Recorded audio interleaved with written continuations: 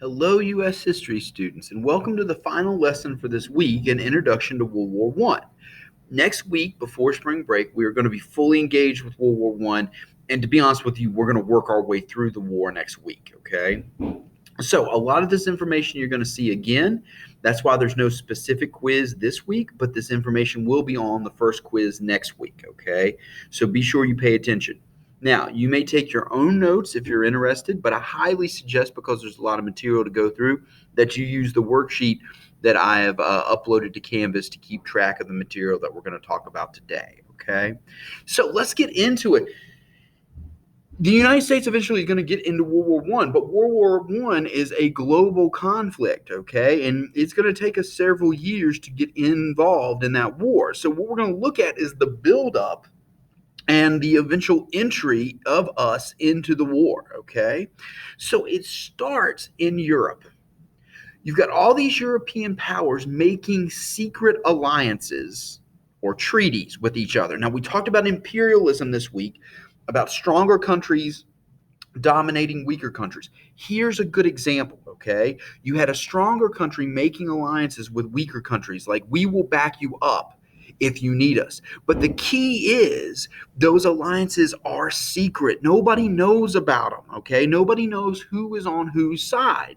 So if something happens between two countries, you have to realize you might be calling down the thunder from a bunch of other places, okay? Nobody knows who is on whose side, all right?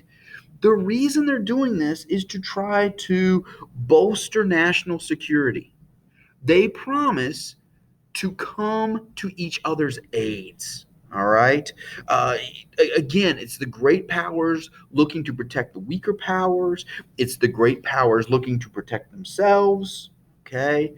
And this balance of power, despite the fact that it's secret, this balance of power is going to last until 1914. Okay. Now, I told you there's a lot of tension building up in the world. There's a lot of tension building up in Europe specifically, because you have all these big powers competing to try to take over all these small countries, okay, all these smaller powers. That's what imperialism is about, okay, and they're trying to influence these smaller countries, all right. At the same time, you've got all these countries industrializing, and they're part of that industrialization involves new weapons, so they're kind of stockpiling new weapons, and it's not going to take much to set this whole powder keg off. In fact, that's what is often called the powder keg of Europe. Okay, now it's specifically referring to like the Balkan states, but it's not going to take much to set this thing off. And the thing that sets it off is going to be June the 28th, 1914. The heir to the Austro-Hungarian Empire, the heir to the Austro-Hungarian throne, Archduke Franz Ferdinand, was shot in Sarajevo. Okay, and not only was he shot, but his wife Sophie was also killed in the attack. Okay, now the group that's going to claim responsibility for this was the Black Hand. All right, the Black Hand is in Serbia. The Black Hand is known to have ties to the Serbian military. But after the assassination of Archduke Ferdinand, Serbia claims it had no knowledge of what was going on, and it did not order the execution of Archduke Ferdinand and his wife Sophie. Okay? But the Serbs have been mounting resistance against Austria-Hungary for a long time. And Austria-Hungary is convinced, despite what the Serbian government says, that the Serbian government was behind the assassination. And I'll be honest with you, this is one of those mysteries of history. We don't know exactly to what extent, if at all, the Serbs were involved in the assassination of Archduke Ferdinand. Okay, but to be honest with you, it really doesn't matter, because Austria-Hungary thinks they are, and they're going to want revenge. Okay, Austria-Hungary is going to use the assassination of Archduke Ferdinand as an excuse to crush the Serbs, and they declare war on Serbia. All right, and now here comes the fun. All those secret alliances that have been made that nobody has mentioned. Okay, now we're going to put them into play. All right, so we're going to talk about the chain of events, taking sides, the calling up of the alliance system, which again nobody knows about because it's in secret. So it starts Austria-Hungary attacks Serbia. They blame Serbia for the assassination of the Archduke, and they declare war on Serbia. Well, if you look at a map, Austria-Hungary is huge. Serbia is small. Okay, it's the Austro-Hungarian Empire versus Serbia. Serbia says, that's not fair. You're bigger than us.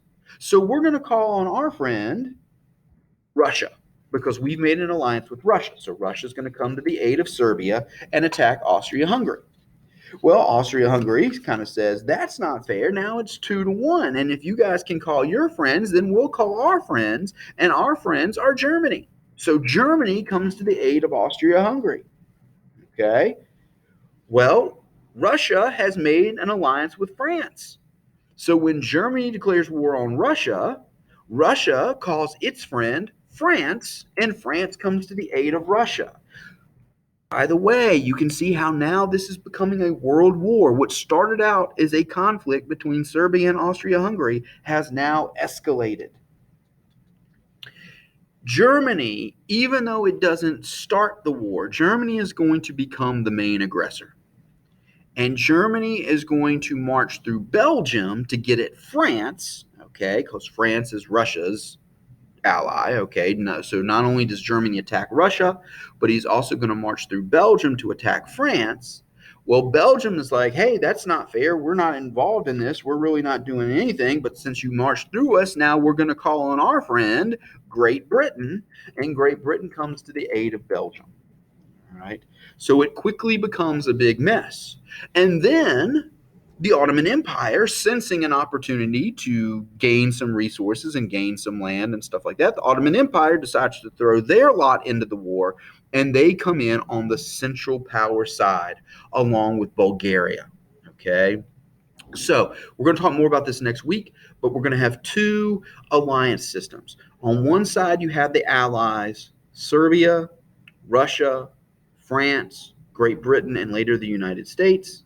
On the other side, you have the Central Power side, Austria-Hungary, Germany, the Ottoman Empire, and Bulgaria. Okay. Oh, and last but not least, again, sensing an opportunity to gain more land, Italy comes in, and Italy is going to be honest with you, Italy switches sides. Italy starts out on the Central Power side, but then it looks like the Central Powers aren't going to win. So Italy switches sides and joins the Allied powers, thinking they're going to be on the winning side and they're going to get a lot of land. Okay, so here's the breakdown. We got Central Powers versus Allies. On the Central Power side, you have Austria-Hungary, Germany, Ottoman Empire, Bulgaria. Okay. On the Allied power side, you have Serbia, Russia, France, Great Britain, Italy, Belgium, and eventually the United States. Okay, and eventually the United States. Now, again, we're not involved until 1917, and the war is going to end in 1918. But I want to talk about some of the early fighting in this war. Okay, Germany advances into France, to the Marne River. All right, so here's Germany, and by the way, here's Belgium. So here comes Germany through Belgium. Belgium gets upset, calls on Great Britain. They're heading down to the Marne River. Okay. At the Marne, the British backing up the French and Belgium, the British and French hold the Germans. Okay, they mount a resistance and they hold the Germans at the Marne River. And both sides dig in, and we have that iconic type of warfare associated with World War I, trench warfare. Trench warfare begins. Both sides dig in, and you've got that space in between called no man's land, because it's no man's land because if you try to cross it, you're going to get killed. Okay, because the other side can see you come up out of your trenches and try to attack. Okay, so both sides dig in.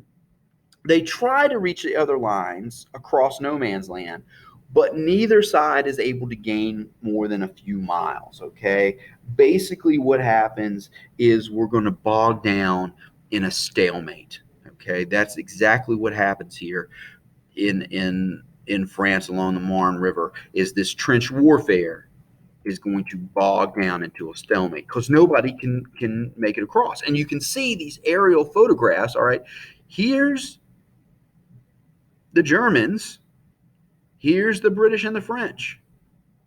And here's this space in between. And to be honest with you, that's not a lot of space. But like I said, you can't get out of your trench, because if you try, these guys over here are going to see you coming, and these guys over here are going to see you coming. Okay. Now, this is another breakdown. So here's no man's land. Then you got this barbed wire here. Then each one of these is a different trench. Okay.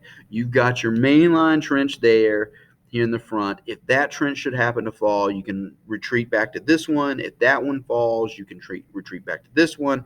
If this one falls, this is your final trench, your reserve trench. And then between these four main trenches, you've got all these communication lines connecting them, okay, back and forth. So like I said, if you have to leave one line, you can head back this way, okay, and make it to the other trenches in the back of the line, okay? Now, so that's kind of the imperialistic part. Like I said, all these alliances have been made. Nobody knows who they are. You had this one isolated event, which really should be between Serbia and Austria-Hungary, has now escalated into a global conflict, okay? And you've got all these people coming in. At the same time, remember I told you we've been through industrialization. World War I is considered the first modern war because we've got all these new weapons and all this new technology, all right? The Industrial Revolution has led to new killing machines. And you got a couple of examples right there on that page, all right? You've got tanks. I'll tell you about this picture here in just a second. But you got tanks. You also have machine guns, okay? Grenades, bigger artillery shells that can be fired from tanks, artillery shells that can be dropped from airplanes. We've got airplanes involved in war now. And of course, the big new thing, which is what's represented here, poison gas, okay, which you got gas masks on. And notice they've even got gas masks for the dogs, okay? Dogs were often kept in trenches. Dogs helped catch rats. Sometimes dogs served as couriers, and you could put communication in their collars or whatever and send them down between the trench lines and things. But even the dogs have gas masks, right? Because of all this new technology, warfare becomes dirty, okay? And I'm not saying warfare is ever pretty, because when you think about the Middle Ages and swords and axes and hacking people to death and stuff like that, that's not pretty. But because of the new technology, it suddenly becomes acceptable. It suddenly becomes okay to kill prisoners, to kill civilians, to use starvation tactics, okay? In part because the technology has gotten bigger, the weapons have gotten bigger, so the impact has gotten bigger. And we're going to talk more about this when we get to World War II. But just the idea that these new artillery shells and things like that can basically evaporate a person into a mist of blood is just horrific. So war has become much, much more dirty because of this new technology and these new weapons. A good example of that are the submarines. Germany has perfected the use of submarine warfare, the U-boats, okay, the undersea boats. And to show you how dirty war has become, they're going to use these submarines to conduct unrestricted submarine warfare on Allied ships. Basically, what Germany says is, if we catch an Allied ship in the Atlantic, we are going to sink it. It could be a cruise ship. It could be a little fishing vessel. It could be a mailboat, okay? If we catch it in the Atlantic, we're going to sink it. Because to be honest with you, we don't know if they're really just ferrying passengers back and forth, or if maybe you've got some weapons hidden underneath there, okay, in the ship somewhere. So if we catch an Allied boat in the Atlantic, we're going to sink it. And what's really hard about all this is they let the world know this is what they're going to do. This is not a surprise, okay? They let the world know, if we catch you in the Atlantic, we are going to sink you. Which is why the incident involving the Lusitania is so tragic and so interesting, okay? The Lusitania was a passenger ship. It gets sunk 1915, I believe, Okay, 1915 is was when the Lusitania is sunk. Um, American lives were lost on board. There were American passengers on board. Of course, that makes us want to go into the war. We don't yet, but there's gonna be some people that begin to advocate for us getting involved in the war. But supposedly, the Lusitania was ferrying weapons. Okay, which is exactly what Germany was worried about, and is exactly what Germany said was going to happen. Okay, if we catch you in the Atlantic, we're going to sink you because we don't know if you're doing this or not. That's exactly what happened with the Lusitania. So that is just kind of a real quick overview of the beginning of the war. Like I said, we're going to talk more about this next week. This material is going to be on the quiz for next week, okay?